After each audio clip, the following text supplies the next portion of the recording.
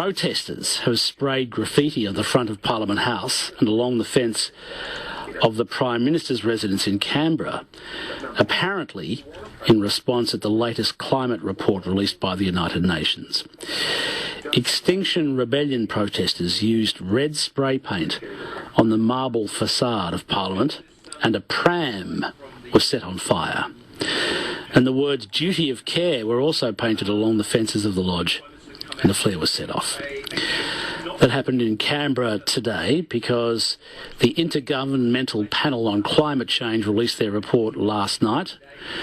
There are a number of Australian scientists who contributed to that report, and if you heard ABC News today, they were not optimistic about the direction in which we were heading. So let's talk to Luke Howarth. Luke Howarth is the federal Liberal member for Petrie. Luke Howarth is also the Assistant Minister for Youth and Jobs. Luke Howarth, how's the atmosphere in Canberra at the moment?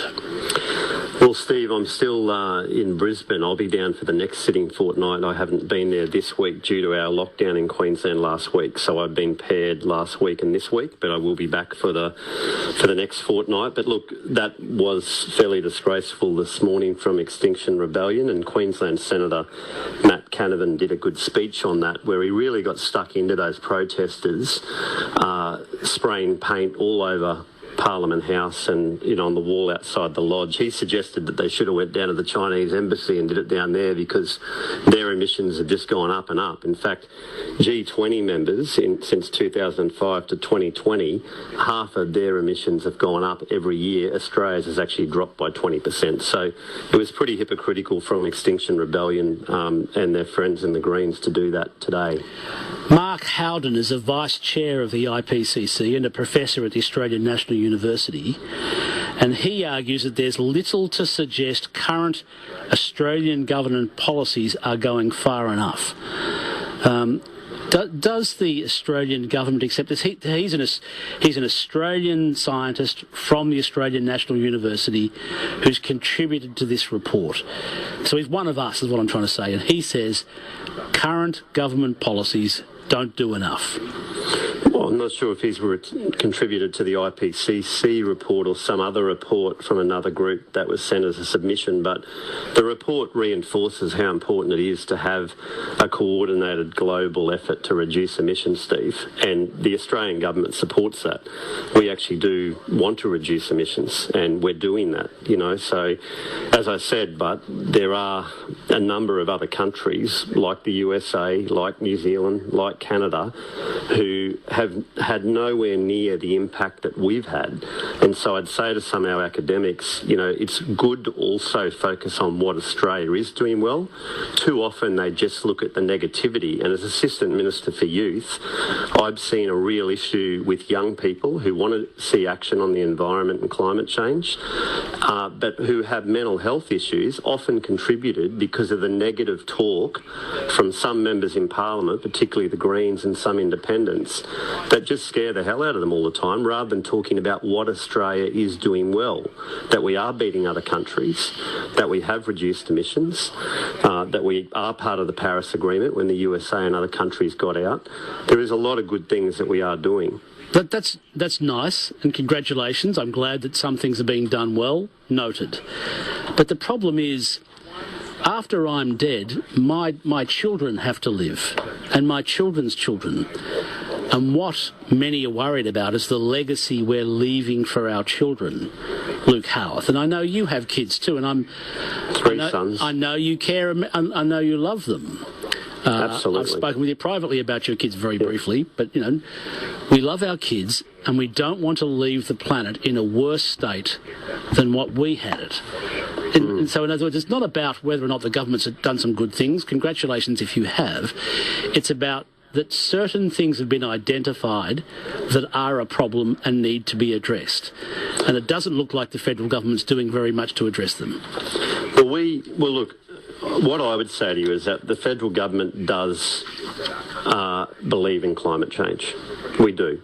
And I do as well. We're also doing a whole lot on the environment too, whether it's around water and different things and threatened species. And even the Climate Change IPCC report is particularly concerned about greenhouse gas or carbon emissions, specifically about that the effect of emissions that comes from the burning of fossil fuels and the like. It's a very specific concern, and it's a dilemma for Australia because we earn so much from it, but it is a major problem that has been identified by the science.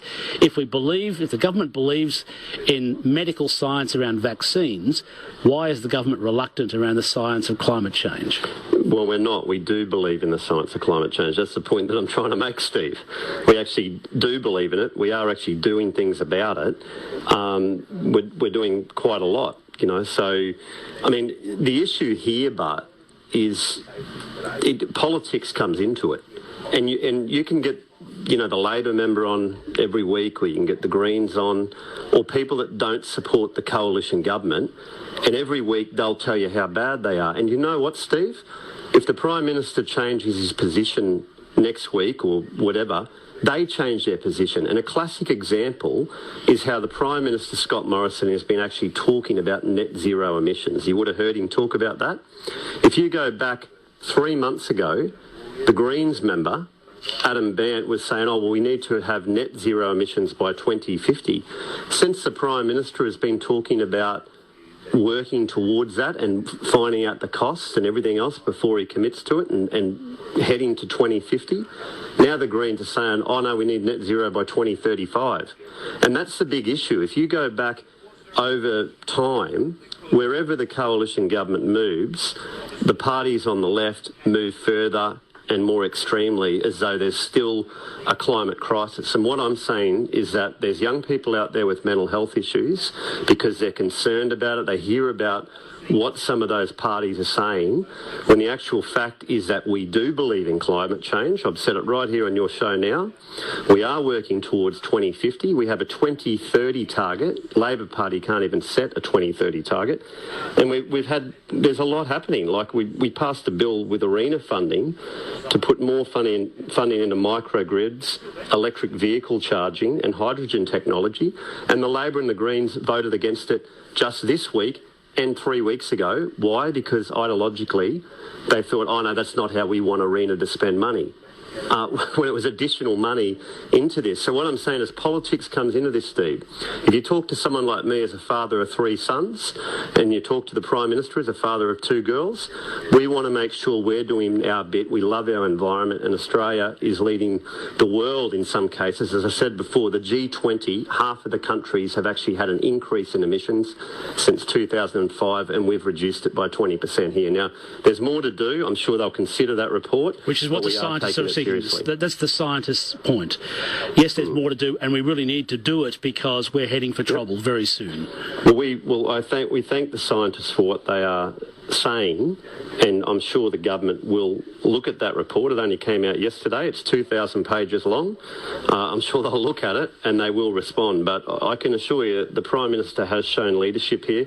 He wants to do it without taxing people, because people on the left, Greens and Labor, are always about just taxing people more.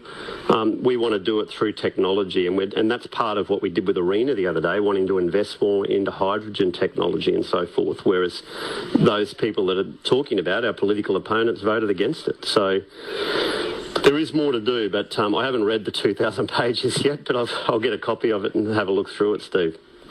My guest is Luke Howarth. He's the LNP member for Petrie. He's also the Assistant Minister for Youth and Jobs. It's 4:45. This is ABC Radio Brisbane. Let me ask you about funding of sport.